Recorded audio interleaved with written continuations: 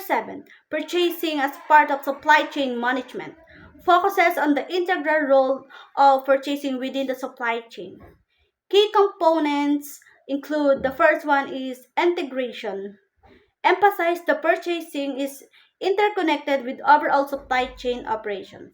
Second is strategic importance. Highlights how purchasing decisions impact quality, cost, and customer satisfaction.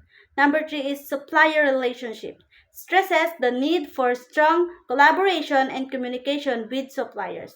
Number 4 is cost management. Discuss strategies for negotiating and managing supplier costs.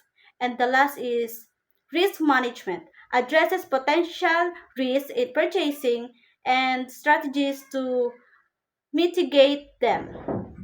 Overall, the chapter underscores that effective purchasing is crucial for successful supply chain management and organizational performance.